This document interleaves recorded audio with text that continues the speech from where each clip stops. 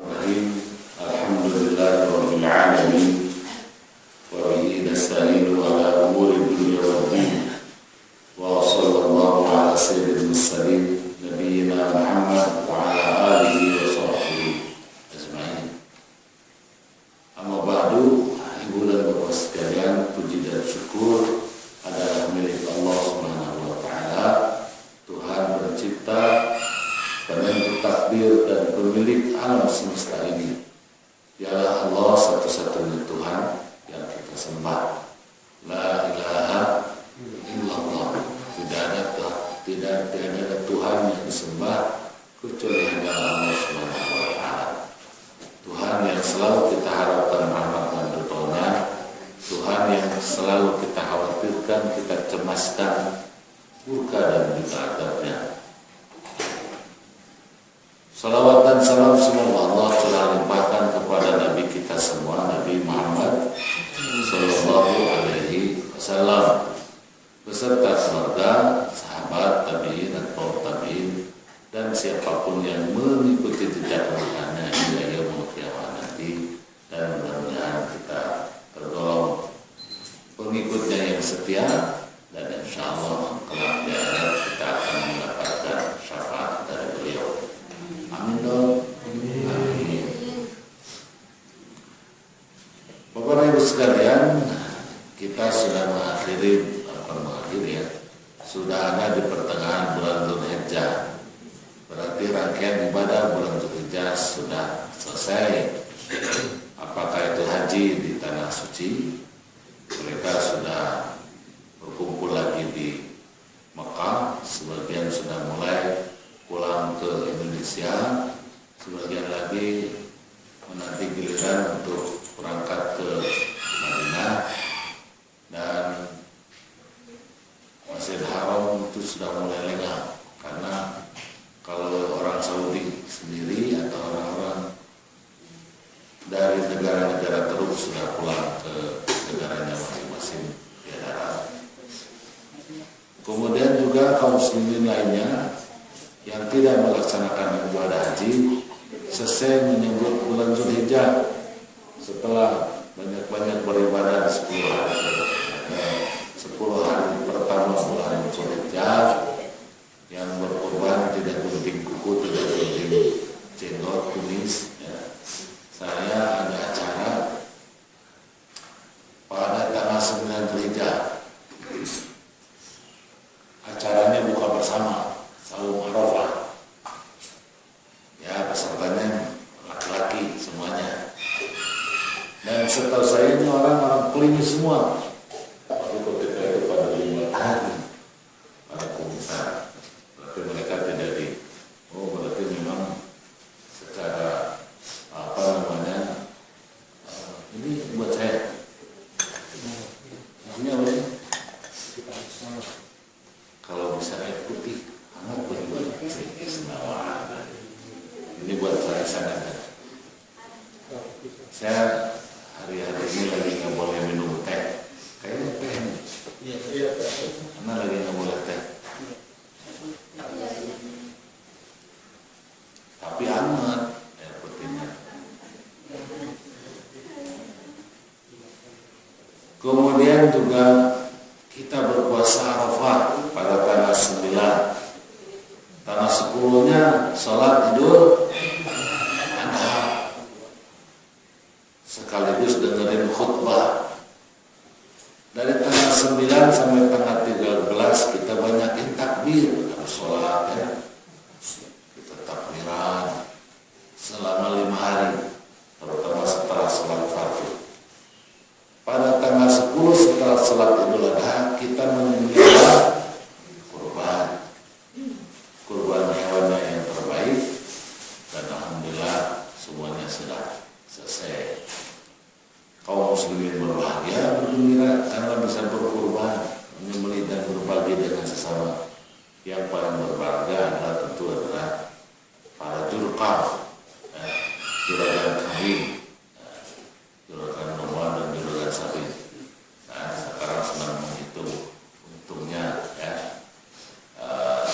Dan juga yang rugi, ada yang nggak laku karena secara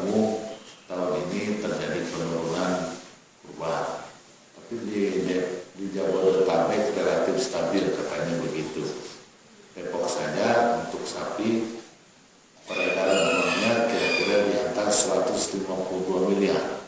Itu untuk Kota Depok. Di Jakarta sapi yang sembelih itu mencapai 98.000 ekor sapi. Ya. Partai saya juga, saya punya partai Islam besar di Indonesia. Itu juga mentargetkan 67.000 pekurban.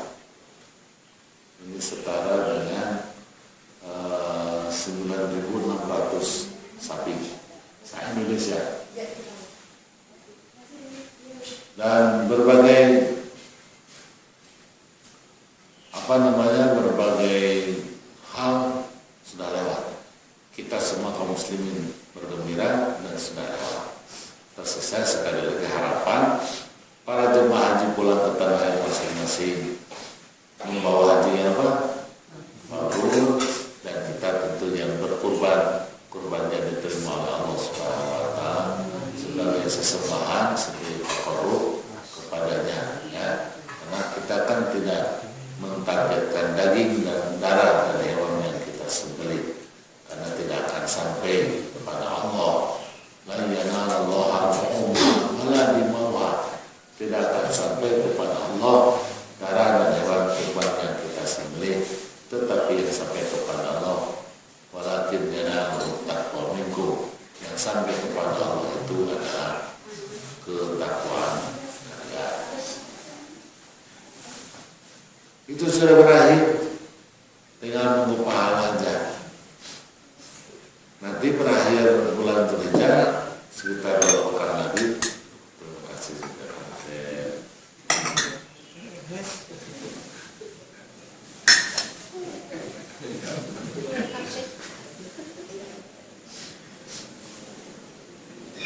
Berakhirnya Dzulhijjah berarti berakhirnya tahun 1437 Hijriah.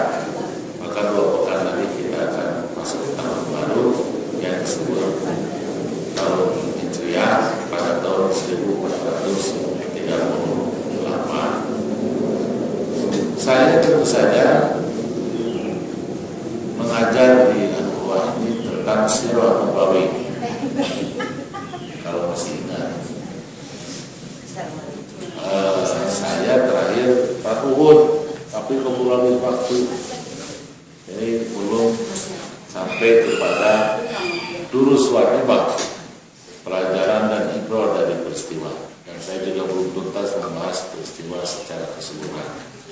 Saya akan highlight aja terhadap apa yang saya terangkan di pertemuan yang lalu. Yang pertama, ini perang Uhud adalah revenge, balas dendam orang-orang Quraisy terhadap kekalahan mereka di Badar.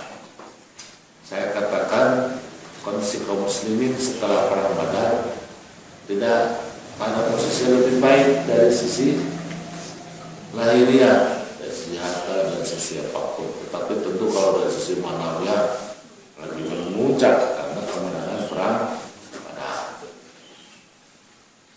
Jadi ketika ada revenge, Rasulullah otaknya atau berpikir banyak dihadapi dengan sangat istimewa, karena revenge orang Quraisy mengerahkan seluruh kekuatannya untuk membalas dendam, sehingga dagangan Abu Sufyan yang selamat tidak diambil oleh Rasulullah dan para sahabat pada perang Badar, itu dijadikan modal perang.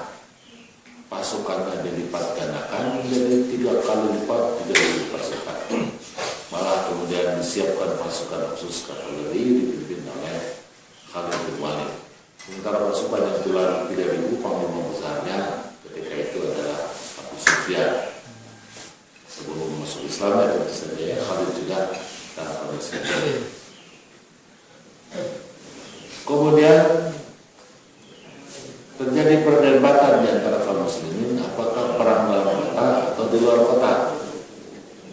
Tentu bagi peserta atau yang tidak ikut dalam perang Badar ingin di luar. Akhirnya Rasulullah sepakat dengan mereka untuk perang di luar. Tapi keputusan ini membuat kecewa Abdullah bin Ubay bin Salul.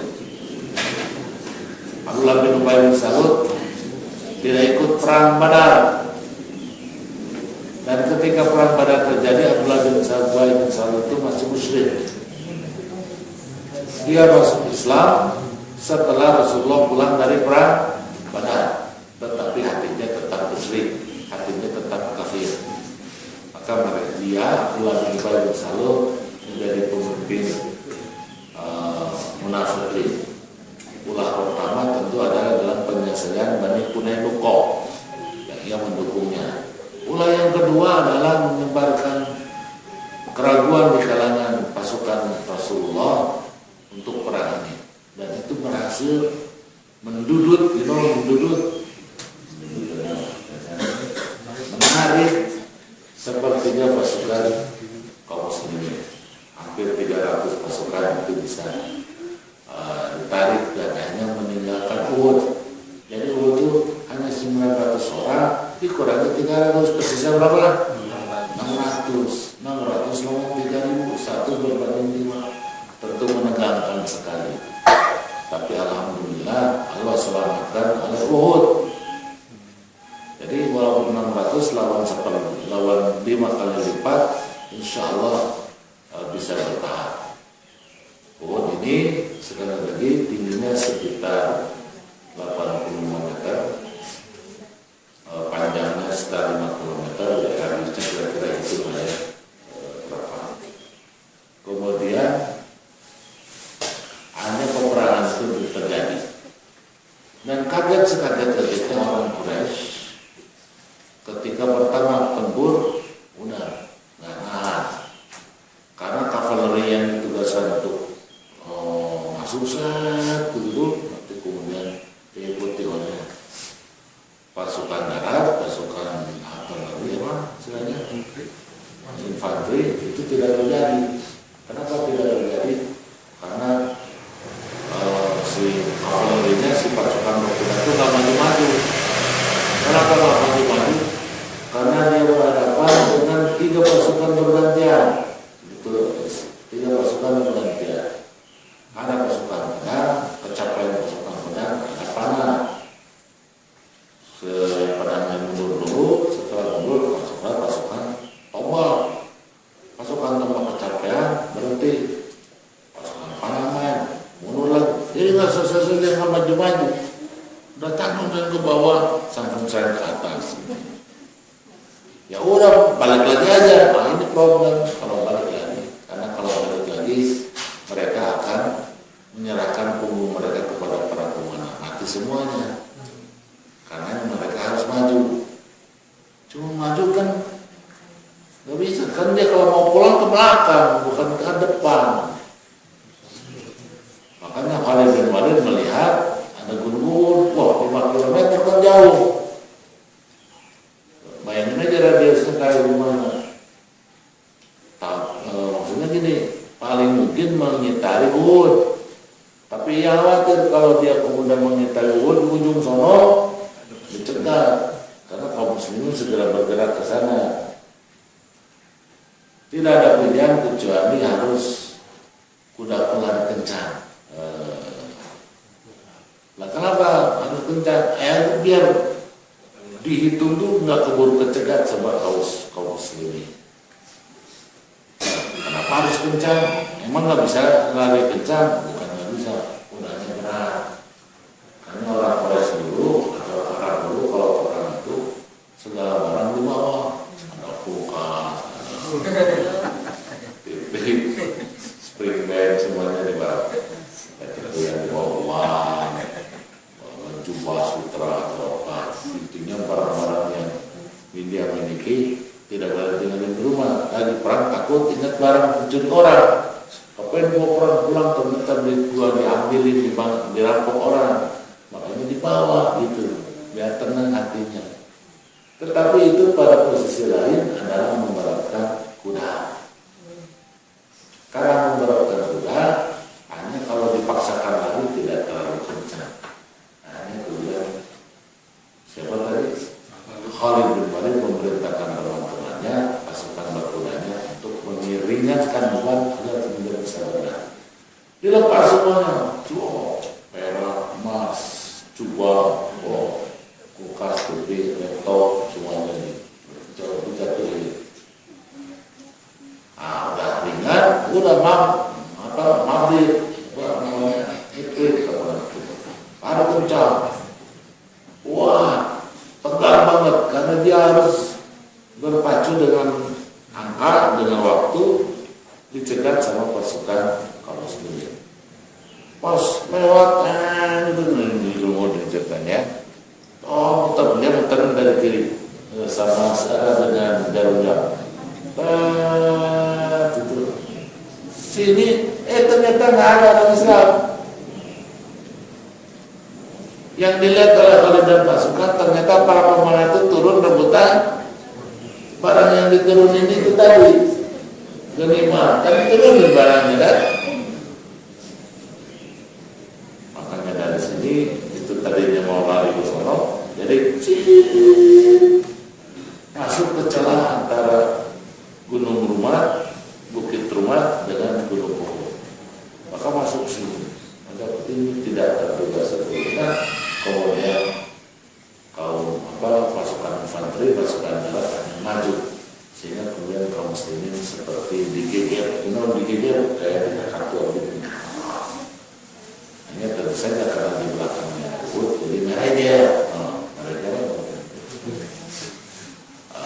Jadi kemudian keluar itu pasukan dari cengkraman itu menuju kepada gunung. Dan ini suasana kacau balau, sehingga ada banyak sahabat yang terbunuh oleh sahabat. Contohnya yang dalam sejarah itu ayahnya Jabir, itu Abdullah kan, Jabir bin Abdullah kan. Abdullah ini sudah tua, dia syahid dalam perang Uhud, tetapi bukan oleh pedang musuh, tetapi oleh pedang kawannya sendiri. Pada situ ada peristiwa yang sangat heroik. Ya, ada siapa namanya? Mungkin saya apalagi beberapa yang melindungi baginda Rasul, ya, sambil menjadi Talha ya, Talha Ansori bukan Talha, Abu Talha kalau salah. Talha bin Ubaidillah ya, Talha bin Ubaidillah Ansori kalau salah. Kan Talha itu ada Talha Muhajirin, ada Talha Ansori yang syahid sebentar. Rasulullah sendiri juga itu juga terpukul sama pedang kepala besinya, helmnya itu terpukul sampai benar dekok, penyok ke dalam dan bagian kentong lebih tepat kentong sampai si pelindung pipinya ya kan, jangan dibayangin kayak sekarang ya, full space bunga. Jadi dia begini terus ditutup sampai sini saja. Jadi ada pelindung pipi itu bengkok dan masuk ke pipinya dan mematahkan dua dan masuk ke dalam misalnya, masuk jadi bolong begini bagian darah keluar. Dan Aisyah ketika ikut Fatimah kalau saya serta tentara pengusaha Fatimah cari dan presiden itu membakar kain dan debunya itu kemudian ditutupkan lukanya dan kemudian berpindah. Sahabat yang lain juga begitu pertempuran terus berkejam, pokoknya mau seng, tapi juga nggak berhenti. Ini menarik dalam riwayat itu nggak berhenti perangnya, terus aja berkejam. Nggak jelas, tapi dalam waktu yang bersamaan para sahabat semuanya konsentrasinya kepada baginda Rasul, memelihara dan menjaga Rasulullah, terus dideketin ke Gunung Uhud, dinaikin ke Gunung Uhud sampai posisi aman. Sampai akhirnya Ayahnya juga sekolahnya juga lama-lama kalah. Ini pasukan yang masih menang, kita kuasai pertempuran, tapi nggak bisa berbuat apa-apa. Karena kalau maju ke atas tinggal dilempari batu, jatuh lagi kan. Akhirnya lagi masih walaupun sudah lelah, tentu saja kaum muslimin jauh lebih lelah. Orang tua saja ada lelah, apalagi kaum muslimin. Terbunuhlah ketika itu Mus'ab bin Umair. Dan Allah serupakan wajahnya Mus'ab bin Umair dengan baginda Rasul. Dan terlihatlah oleh orang Quraisy dan dikiranya adalah baginda Rasul. Qutila Muhammad, qutila Muhammad. Ya, kalau dalam itu, kalau panglimanya sudah mati, selesai perangnya.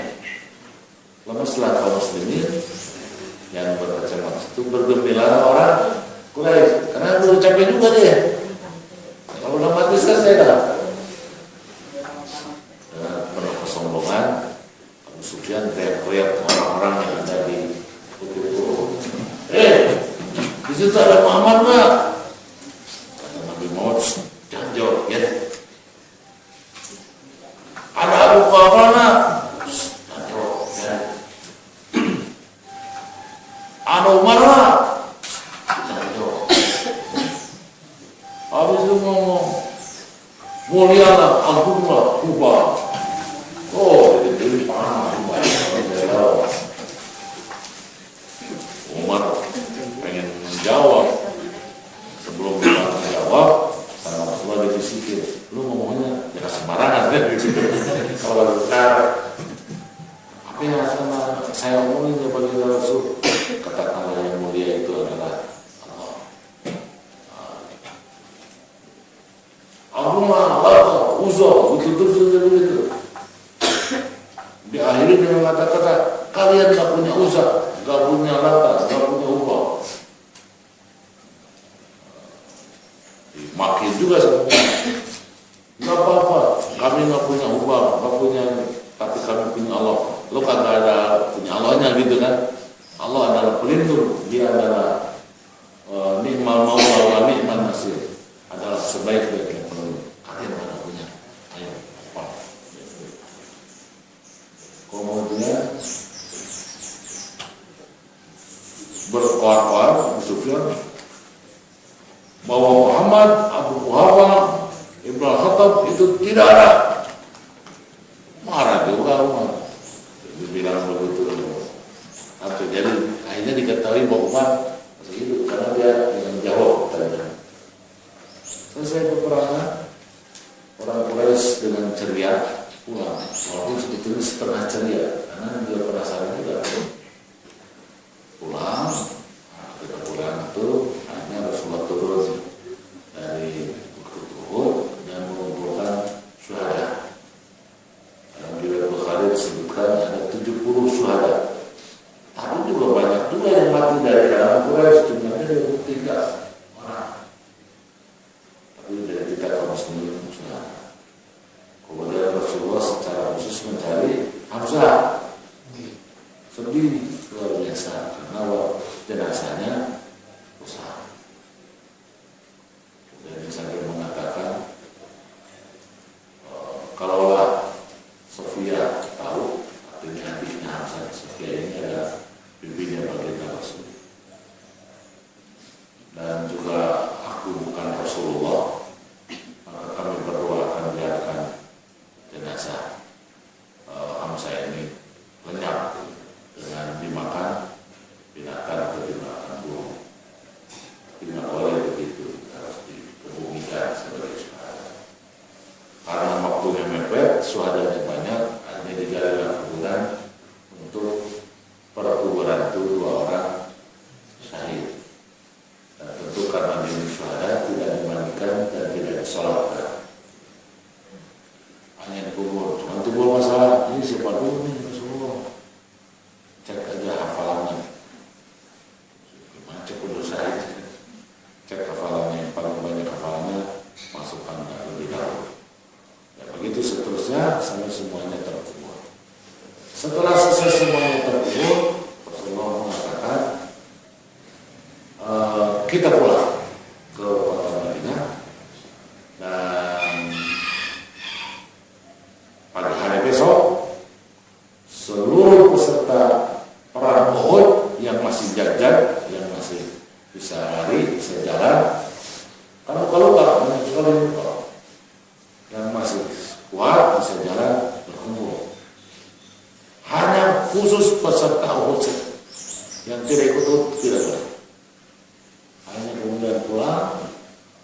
Madinah tentu saja dikata-katain oleh saya orang-orang munafik.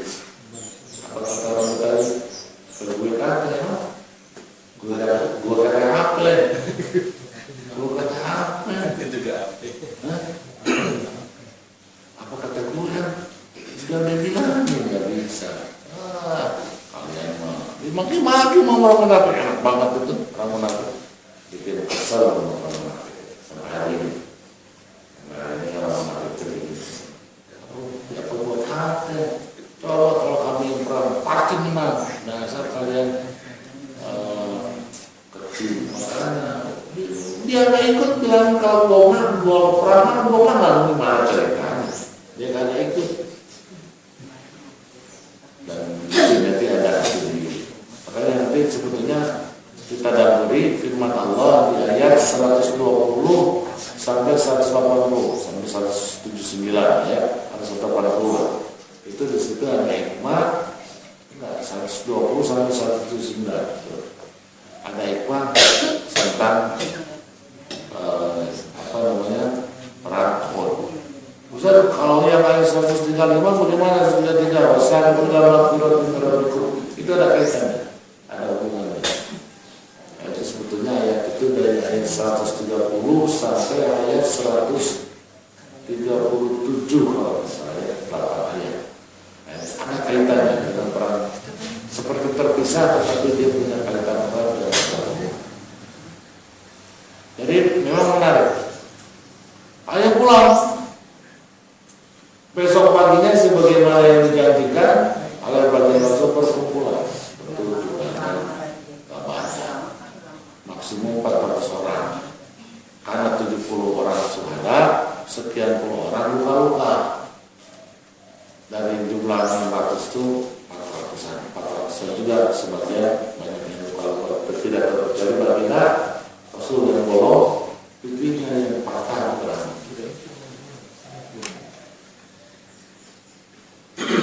Yang lain juga pada luka-luka yang kena panah, kena sambutan, pedang, dan seterusnya. Yang masih kuat berjalan dikumpulkan. Dan ini tentu saja membuka ocehan orang-orang.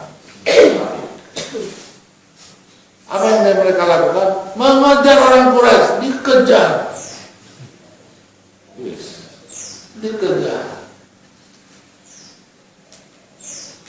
Nah, orang Quraisy namanya pertempuran tentu intel tetap bekerja. Intel itu tidak pernah libur. Intel itu tidak pernah libur. Hanya ada intel memberikan laporan kepada Abu Sufyan, ternyata Muhammad masih hidup. Ternyata Abu Bakar juga masih hidup. Kalau marah nggak ketahuan, masih hidup. Ya udah kalau gitu kita balik lagi, kita anu, kita sabar sih. Mereka lagi lemah, kita hancurkan. Itu namanya Madinah. Tapi kita capek, udah hari besoknya lagi aja. Jadi kalau begitu berarti hari kedua jadi selesai perang. Hanya mereka siap untuk balik lagi. Siap untuk balik lagi. Kemudian kaum muslimin mengejar, tapi udah kejauhan. Ongkos kurang, biasa. Ongkos kurang, logistik kurang. Hanya kemudian tidak dilanjutkan, tapi berhenti di daerah di kawasan yang disebut Hambatul Asad. Di daerah Hambatul Asad mereka hanya berhenti. Tapi Rasulullah berstrategi, yaitu adalah membagi sahabat kelompoknya kecil-kecil. Satu kelompok itu 5-6 orang dan berjarak mungkin sekitar 50 meter. Jadi bayangin 400 orang membentang panjang gitu, ada sekian titik. Dan karena sudah malam, maka oleh Rasulullah diperintahkan untuk membuat api unggun. Dibikin api unggun banyak. Dan itu terlihat oleh semua orang. Orang Quraisy agak jauh, tapi memang kelihatan ada warna-warna merah di bilangnya. Sampai kemudian ketemulah ada kafilah yang baru datang dari arah utara, artinya dari arah Madinah. Tanya, apa yang kamu lihat di sana? Oh, di sana pasukan Muhammad banget. Wah, turunnya aja, wah banyak banget. Ada bola bantuan. Dari mana? Tidak tahu, nggak ngerti katanya dari mana, yang penting banyak katanya mau. Melihat itu kota-kota. Padahal mereka niatnya istirahat, habis istirahat besok paginya mau masuk ke mereka lagi dan menghancurkan mereka. Ketakutan. Malam itu juga mereka kecil-kecil pulang ke Mekah. Jadi pagi hari itu dicek ke sana udah nggak ada. Ya sudah pulang. Makanya para ahli sejarah selalu mengatakan ada dua pendapat. Perang Badar ini kalah satu pendapat. Perang Uhud ini kalah dengan satu pendapat. Tetapi satu lagi tidak. Perang Uhud ini tidak kalah, hanya lebih besar. Menang juga ada gitu. Hanya lebih besar aja. Dan saya sependapat dengan poin yang kedua. Kenapa? Karena secara ma'nawiyah di internal Madinah itu dahsyat. Orang Yahudi semakin semakin marah, dan orang-orang munafik juga terbuka mulutnya. Makanya kan di ayat bisa dibaca, saya sudah baca di ayat 127 ayat kedautan. Coba lihat ya di Imran 120 ayat 2 ayat kedautan. Ada baca? Imran 120. In tamsaskum hasanatun. Bukan 120. 120 Ali Imran. 121 berarti. Wa idh ghadawta min ahlika. Wa idh ghadawta terus Min ahlika terus tubawwi'ul mu'minina maqa'ida lil qital. terus Wallahu sami'un 'alim. berarti ayat berikutnya tadi yang mudah terus Idh hammat ta'ifatani minkum an tafshala wallahu waliyuhuma wa 'ala Allahi falyatawakkalul mu'minun. in hammat ta'ifatan, nyaris saja dua kelompok itu menarik diri, dan itu Bani Harithah dan Bani Khazraj, dua-duanya di Khazraj. Kalau itu menarik diri, pasukan Muhammad jauh lebih sedikit lagi, tapi gagal diselamatkan. Makanya Jabir bin Abdullah sebagai sebagai anggota dari kabilah Bani Harith, kalau baca ayat ini selalu mengaku, ingat kata Prabu, hampir jadi munafik, kira-kira begitu, hampir jadi munafik. Tapi walaupun gagal Bani Harithah dan satu lagi saya lupa lagi namanya, kabilah itu ditarik dari pasukan Madinah Rasul, dan itu besar jumlahnya, sekitar 150 sampai 200. Mereka berhasil menarik 300. Dan tentu ini membuat perbedaan yang sangat nyata antara kemunafikan dan kemukminan. Dan itu di ayat 141, 142, dan 147 dibahas tentang fenomena kemunafikan ini. Dan ada 148 yang ada padanya doa yang sangat populer. Rabbana firlana dzunubana wa israfana fi amrina ya. Itu adalah doa yang dipanjatkan oleh baginda Rasul setelah kekalahan. Jadi sekali lagi, hal yang menarik kesimpulan itu tadi saya katakan, saya setuju dengan yang kedua. Kalah sih kagak, cuma rugi besar, menang juga kagak. Jadi draw sebetulnya, tapi merugi karena panglima perang Abu Sufyan hidup, Panji Quraisy tetap berubah, panglima kaum muslimin Rasulullah dan sahabat utamanya hidup, Panji juga berubah. Walaupun kita kerugian besar karena ada 70 syuhada, di antara 70 Rasul, satu Hamzah Asadullah, dan satu lagi adalah Mus'ab bin Umair. Mus'ab bin Umair ini pribadi yang sangat dicintai oleh baginda Rasul karena kepiawaian dia membukakan Yatrib untuk menjadi destinasi hijrah yang layak. Ya, malah dikondisikan sedemikian rupa, dilakukan pelarangan sehingga kemudian Rasulullah mendapatkan tempat yang terhormat di masyarakat Ansar. Itu tidak lain dan tidak bukan upaya yang dilakukan oleh Mus'ab bin Umair. Begitu aja, nggak usah panjang-panjang lah, sedikit-sedikit aja ya. Karena kemarin 2 pertemuan tidak ada yang jawab, sekarang dibuka tanya jawab. Kalau ada yang bertanya, silahkan. Wallahu a'lam bishawab. Tetapi maaf, sudah wallahu a'lam ini udah pertanyaannya.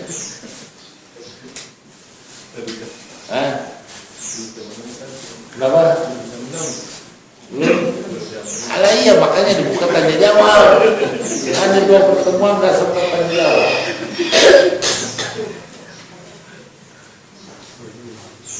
Silakan Bapak Ibu. Kalau tidak ada ya udah bubar aja.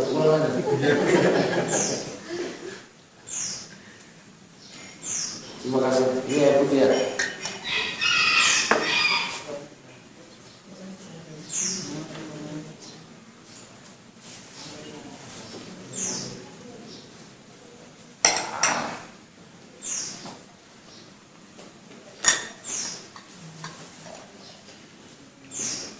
Silakan ditanyakan tentang perang Uhud.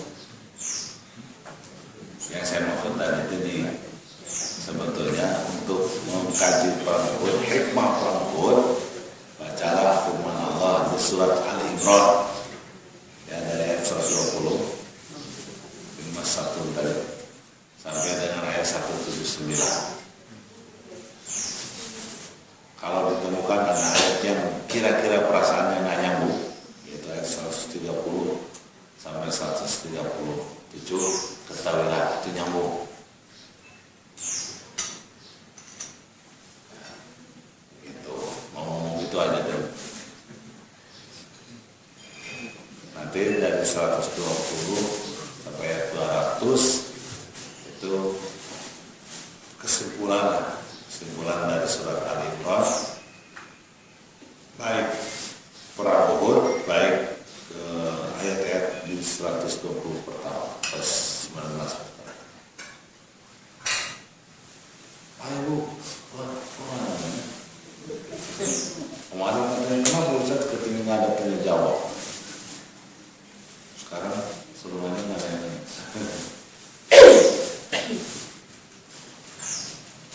ini gimana ya?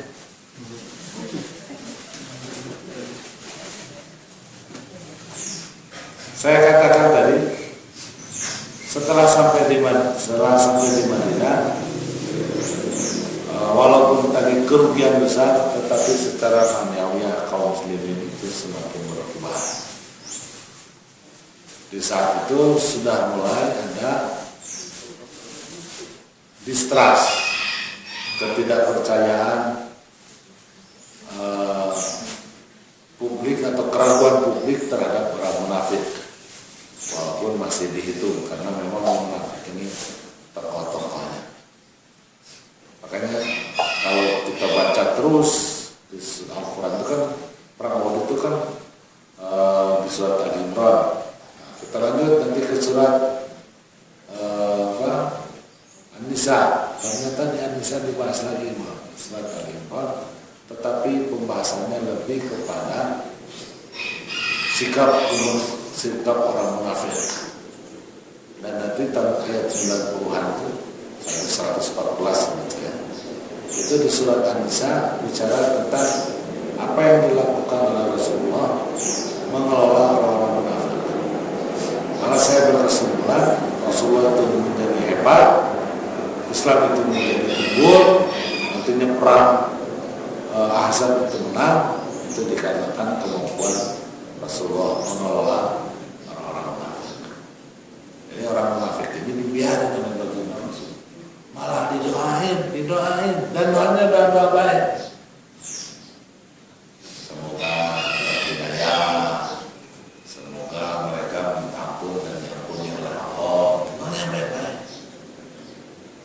dan menahan diri dari mengatakan sesuatu kepada orang lain. Itulah makanya saya di Twitter atau di media sosial lain tidak terlalu nafsu, malah tidak terpancing orang untuk menjelek-jelekin si A. Bukan saya berkawan dengan si A, gara-gara nama saya Iman Rasad Syihab. Di Bandung beredar Iman Rasad Syihab itu Syihab, karena dia ada namanya Syihab, dan yang mengedarkannya saya tidak perlu menyebutkan ya, walaupun pasti tahu lah yang mengedarkannya orang Salafi. Tapi saya nggak bilang itu tuh macam-macam. Salafi gitu. Ya, orang bilang sih Salafi sih. Katanya. Buat saya nggak mau begitu. Nah, jadi mohon maaf kalau saya agak keras sama orang Salafi, ya, karena salah satu korbannya.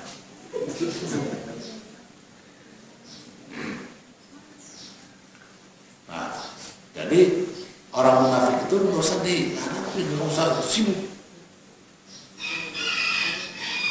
Sampai-sampai Rasulullah sebagai Nabi Allah tidak memberitahu kepada sahabat siapa-siapa saja yang munafik kecuali hanya kepada seorang. Siapa itu? Hudzaifah bin Yaman. Dialah yang dikasih tahu oleh Rasulullah siapa-siapa orang munafik. Umar segitu dekatnya dengan baginda Rasul juga akan dikasih tahu.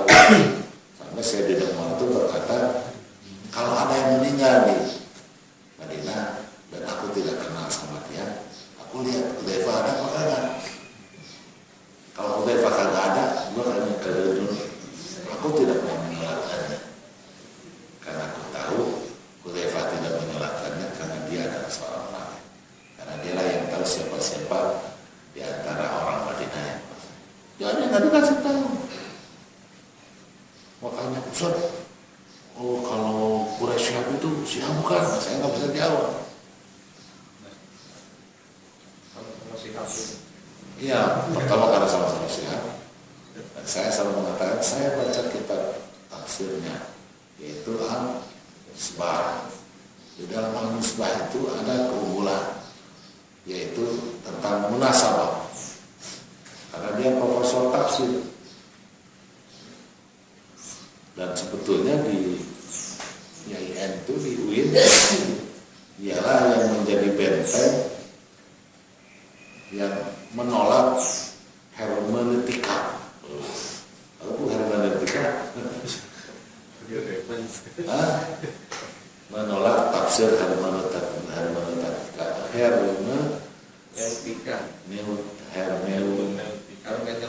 Hermeneutika itu kalau yang gitu-gitu saya lupa saya. Hermeneutika itu adalah sebuah konsep tafsir sebagaimana menafsirkan Injil. Jadi dulu orang-orang Kristen setelah abad ke-15 kesulitan menafsirkan Bible, kesulitan menafsirkan Injil. Kenapa demikian? Karena sudah terhalang oleh dogma-dogma gereja begini. Sehingga ini susah. Maka hermeneutika itu adalah sebuah faham memahami teks Bible sebagaimana memahami teks apapun. Jadi harus harus keluar dari dogma, keluar dari keyakinan apapun. Jadi harus dipahami dia ada sama dengan teks manapun. Toh hanya kata-kata saja itu. Jadi kata-kata itulah yang kemudian itu hermeneutika. Dan itu berkembang di UIN dan bentengnya itu adalah beliau. Jadi sebetulnya banyak sekali kebaikannya yang saya tahu. Sehingga kalau ada yang nanya, saya apakah dia Syiah? Aduh, susah saya jawab. Ustaz, kenapa ya anaknya itu tidak pakai jilbab? Aduh, itu lebih susah lagi. Yang lebih susah lagi itu pertanyaan, kenapa ya anak-anaknya pada cantik? Oh, itu lebih susah lagi. Malah salah satu anaknya itu mengeksploitasi organ tubuhnya untuk acara tertentu. eksploitasi organ tubuh perempuan. Nah ini tentu harus nggak pernah. Ditanya lagi, ada tokoh, Ustaz kalau Rasul itu siapa bukan? Saya tidak bisa jawab. Karena Rasulullah ngomong itu lima aja. Ada lagi pertanyaannya, kalau Haidar Bagir bagaimana? Aduh, tidak tahu. Yang saya tahu dia adalah penerbit Mizan, dan di Mizan itu ada karya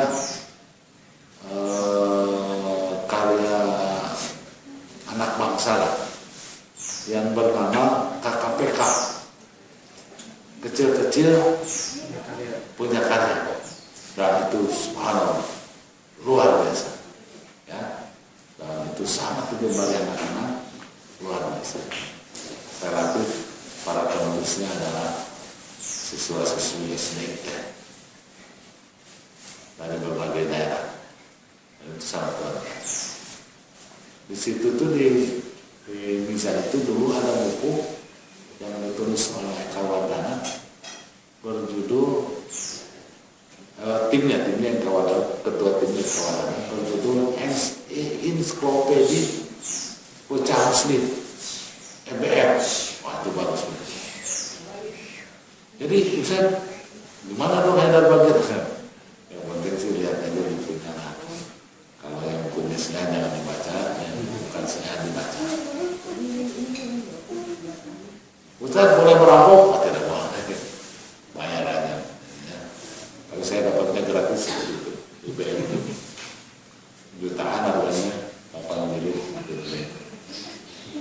buat anak bagus banget. Saya termasuk mengajukan membeli itu EBM. Anak saya itu nggak pintar-pintar amat, rankingnya di bawah mulu, tapi kalau cerdas-cerdas selalu di bawah. Karena dia tamat baca EBM dari 1 sampai 8, si baru. Lainnya menjeblok, rankingnya kadang ranking 3, tapi dari bawah. Tapi kalau cerdas-cerdas di bawah mulu. Karena dia bisa menghitung matahari, jarak matahari bisa menghitung berapa jumlah tulang paus. Ada semuanya di meme. Jadi kalau ada nanya Syiah apa, tidak terlalu semangat. Dan saya sangat anti Syiah tentu saja, karena saya Ahlus Sunnah wal Jamaah. Tetapi mayoritas ulama menghukumkan Syiah itu adalah munafik, maka bersikaplah kepada mereka sebagaimana Rasulullah. Puncak sikap baginda Rasul terhadap orang munafik itu adalah setelah peristiwa Hadithul Ifki. Tapi nanti kita akan sampai ya riwayat Hadithul Ifki. Tapi intinya di Hadithul Ifki itu semua orang Madinah tahu yang kerongnya itu adalah Abdullah bin Ubay bin Salul. Tapi kalau kemudian ditangkap dan kemudian dibawa ke pengadilan, apalagi pengadilan Jakarta Selatan, wah, nggak tuntas-tuntas, bisa-bisa belum bebas. Atau Jessica dimana Jessica? Hah? Di Jakarta mana tuh? Selatan juga ya? Hah? Jakarta Pusat? Nah, pokoknya di Jakarta Pusat atau Selatan nggak saya tuntas. Karena si Abdullah bin Ubay itu sebetulnya kalau kita cermati ngomongnya begini doang, nanya sama teman-temannya, kawan-kawan, apa pendapat kalian? Ada laki muda, ada perempuan muda, berdoa lewat 24 jam. Kira-kira apa yang dilakuin oleh mereka berdoa? Oh, banyak kan? Oh, salah satunya ya berzina lah. Yang dimaksud adalah Sofwan dengan Bunda Aisyah radhiyallahu. Maka menyebarlah itu, sehingga kemudian sampai kepada baginda Rasul, tapi tidak sampai kepada Aisyah. Yang menarik, yang menyebarkan informasi itu sahabat namanya Mustah. Mustah ini adalah kerabatnya Aisyah, kerabatnya Abu Bakar yang hidupnya dibiayai oleh Abu Bakar. Di keseharian itu dibiayai hidupnya itu oleh Abu Bakar, miskin orang. Tapi dia yang menyebarkan berita itu. Ketahuannya itu Aisyah baru tahu ketika si Jariah menumpahin barang. Kan kalau perempuan kalau menumpahin kadang-kadang latah ya. Kalau di latah itu si Jariah itu si pembantunya mau celaka si Mustah. Ada apa urusannya dengan Mustah? Baru tahu. Situlah maka Aisyah menangis. Ceritanya begitu. Tapi menjadi common sense di Madinah ketika itu, ini biang keroknya adalah bulan besar. Maka kemudian bertebar isu, kalau Rasulullah tahu, pasti Rasulullah akan mengeksekusi, mengarahkan Abdullah bin Ubay. Itu sudah kata orang Garut mah sabi berhiji, sudah menjadi pembicaraan semua orang. Hanya anaknya gelisah, namanya Abdullah bin Ubay bin Salul. Datang kepada Nabi Rasul, ya Rasulullah, ketahuilah bahwa sehojrot, sebanyak hojrot itu sekabilah satu hojrot ini, tidak ada orang yang lebih berbakti kepada orang tua kecuali aku. Jika kau berperintahkan eksekusi kepada ayah atau kepada orang lain, khawatir aku akan membunuhnya. Karenanya perintahkan aku untuk mengeksekusi ayah. Karena itu orang karena dia mukmin, bukan munafik. Kata Rasulullah itu kalau pakai gaya nana apa kata dunia? Bahwa Muhammad membunuh sahabat. Apa kata orang? Kalau itu dieksekusi, saya tahu keluar dari bayi yang ini munafik. Kalau saya tebas lehernya, apa kata dunia? Nanti orang-orang mengatakan Muhammad membunuh sahabat. Maka tidak dilakukan. Jadi memang syahnya harus dibiarkan. Bagaimana Ustaz, bagaimana mau khatib?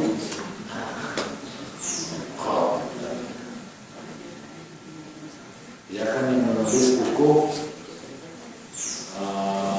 Quantum Learning. Kemudian buku berikutnya Quantum Teaching. Berikutnya lagi tentang MIR. MIR itu Multi Intelligent Research. Jadi anak itu punya multi intelijen, katanya ada 9. Itu dia menemukan.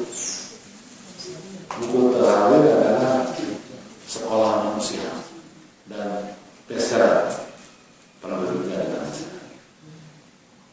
Terus bagaimana dia siapa bukan? Aku tidak tanya sama saya. Yang saya tahu dia tidak pernah kedapatan salat subuh aja itu yang saya. Tapi sedihnya banyak SDT masih menggunakan konsep MIR.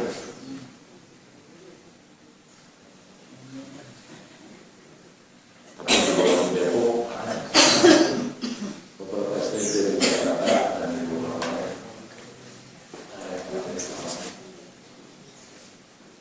jadi tidak semangat saya mengatakan ya, karena Rasulullah ada nabi namanya itu tapi di Bandung ya. Saya bagaimana Mukhtar Adam? Saya bukan, saya tidak bisa mengatakan sih. Yang saya tahu anaknya sekolah di Iran, kumpulnya yang paling juga. Anaknya sekolahnya di Kum, tapi saya bukan. Sahabatnya namanya Barusan.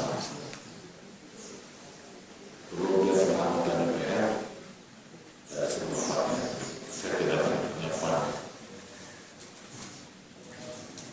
Yang menarik sebetulnya nanti Syah itu di Indonesia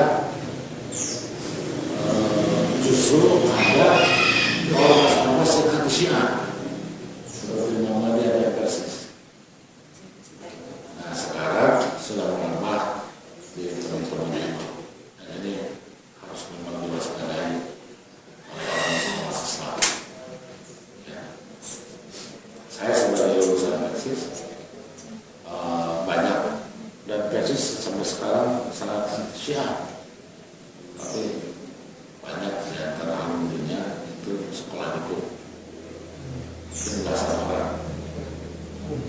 Puk itu tempat suci pikiran,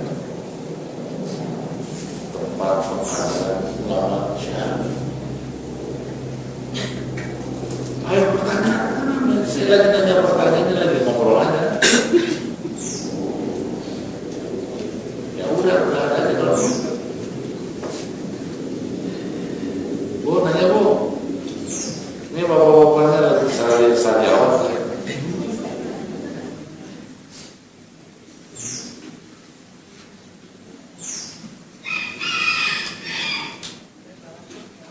Ya.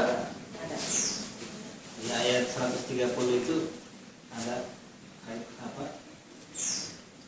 Tentang riba, Ustaz. Iya. Itu pasti itu bagus saja. Nah, itu maksudnya sambungan gimana gitu. Bagaimana itu ya ayyuhalladzina amanu la ta'kulu amwalakum la ta'kulu riba adafan mubah. Itu ada kaitannya. Coba dibaca dulu Pak. Biar pas. Ya alladzina amanu la ta'kulu riba Adafan. adafan Mubah. Terus wattaqullaha la'allakum tuflihun. ayat 131-nya Wattaqun nar allati u'iddat lil kafirin. Wa atiullaha wa rasulahu wa rasulahu la'allakum turhamun. 132-nya. Oke. Jadi begini, apa hubungannya?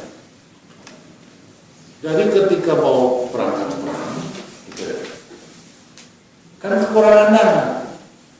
Ada dua hal yang diusulkan oleh para sahabat pada waktu itu. Udah, kita pinjam aja senjata di Bani Fulan, karena itu kan masih awal Hijriah.